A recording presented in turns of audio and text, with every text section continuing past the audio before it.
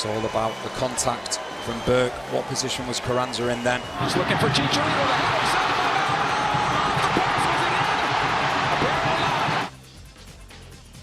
Welcome to Instant Replay, presented by Cheez-It. I'm Andrew Wiebe, as always, with the one, the only, Charlie Davies. What's my number 9 say, Chuck? Let's go! And let's talk about number 9's 18th minute. FC Dallas up 1-0 on the Galaxy in LA. Javier Hernandez, you know him as Chicharito, with the header. Oh boy, Charlie, does this cross the line? The Galaxy and Chicharito sure seem to think so, but the referee crew led by Chris Pinso says, no goal. What say you? No, it's not a goal. It has to be completely over the line, the whole sphere. And in this case, it was close, but not all the way. So the crew did a great job of sticking with the call on the field. Completely agree, Charlie. Watching live, I was thinking, hold on. I think Chicharito might be right. But you know who did me a solid? The LA Galaxy social team. They gave us the angle to see that very clearly, in my opinion, the full sphere does not go over the line. That goal line is directly in line with the post. That ball certainly does not go past the post, in my opinion. Therefore, great call by Chris Pinso, his ARs, and VAR Kevin Terry Jr. And just to be clear, that social angle from the Galaxy, not available to VAR. But Charlie, we do have the angles for this Dylan Nealis second yellow card in the 54th minute of the Union and Red Bulls match. The referee plays advantage, allows play to continue, yada yada. At some point, he stops, comes back, checks on that injured player, that's Sergio Santos, and then finds Nealis, who is guilty of the tackle, according to the referee Rubiel Vasquez, that got him sent off. Was he guilty in your opinion? Yes, he was guilty. He was late, and he got all man from behind. It's just reckless. You can't put yourself in that position if you're already on a yellow. Yeah, Nealis stepped on Sergio Santos' heel. I don't know what he wants out of this one. 80th minute, Julian Carranza thinks he has the game-winning goal, but no. See the touch here? Carranza is offside. Rubio Vasquez and his crew did a good job on this one. And you know how I know? Jim Curtin even said afterward, yeah, that was offside. To Colorado we go. 15th minute, Diego Rubio trying to track down a free kick. And oh boy, Charlie, it looks like he gets kicked in the head by Sebastian Ibeagha. Good PK for you? This one's a little bit harsh for Ibeagha. As a defender, you're trying to get your body big, use your big old leg to block the ball. But in this case, it is in a dangerous position, and I think that the call was right.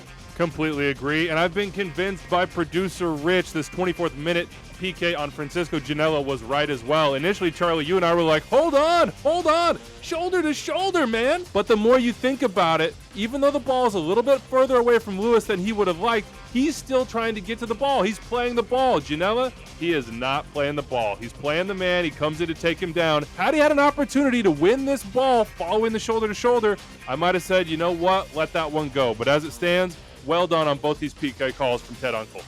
All right, here's one we might have a little bit of beef with. 35th minute, Adam Lundqvist sliding in on Alex Muil. Referee Rami Touchon breaks out the red card, and Lundqvist is not happy about it. Jared Marufo is the VAR. He says, oh, Rami, go take a look at that. Rami Touchon does at the monitor. He sticks with his original decision, something we've applauded a lot in the past. Charlie, do you think this was a red card? Is this serious foul play? Wiebe, I don't believe that this should have seen red. I think Adam Lundqvist was reckless, and he comes in. The direction of his foot changes once he realizes he's not going to make a play on this ball. And the contact is not excessive force. So in my opinion, yes, this is reckless, but not excessive force. So I think he should have seen yellow. Same game, second half. Joe Willis comes out on Fafa Picault, who takes a touch out wide and goes down. Rami Touchon blows the whistle. Penalty. We had a lot of people saying, hey, what about Dogso? No Dogso in this case.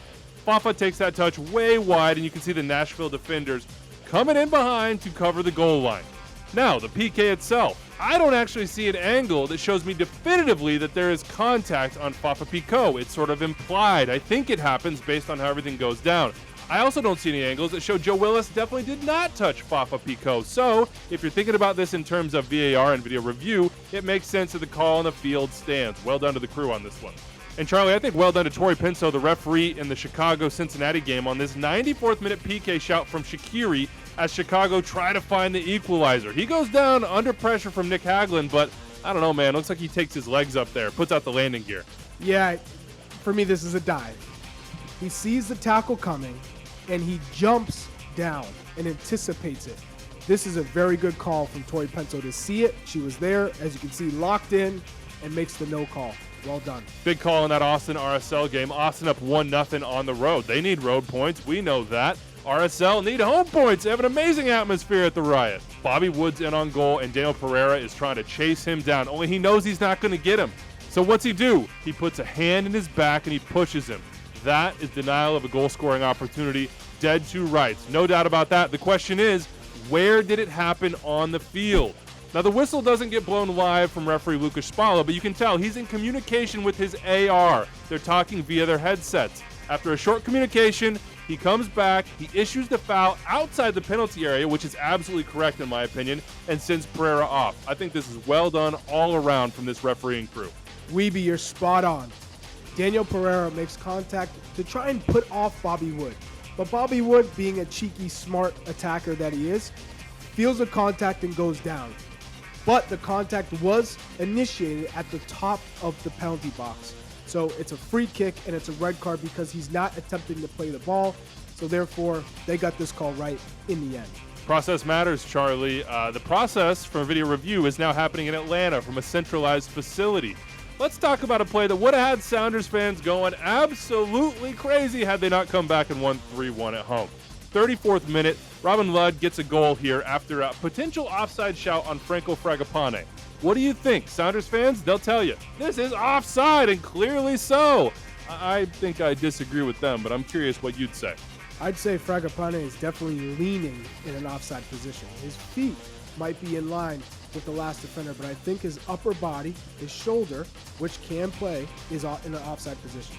But is it clear and obvious to you? That's what it would need to be to go to video review and get overturned. As close as it is, and these angles do play games with us, I do think it would be enough to overturn in the end. Oh, completely disagree with you, Charlie. How many times have we talked about these cameras? I'm kidding. I'm kidding. Ty always goes to the runner. All right. Hold on. Let me just explain for those of you that took Charlie at face value there. Look, I think there's a good chance this is actually onside. The AR is in perfect position. We know these camera angles almost impossible to determine with the naked eye. You need to use trigonometry. It is very easy to understand where the offside line is when you look at the video because you can see the Sounders defender's foot on the ground. That's your mark right there. But Fragapane, can you draw a straight line from his shoulder down to the ground and know for sure where that is landing? In my opinion, with these angles, you cannot. No chance, no way, definitely not clear and obvious.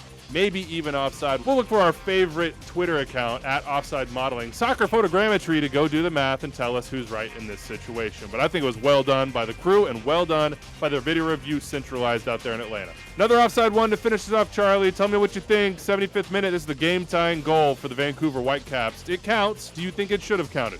Yes. Preach. Yeah, it's the same as this last one for the Sounders.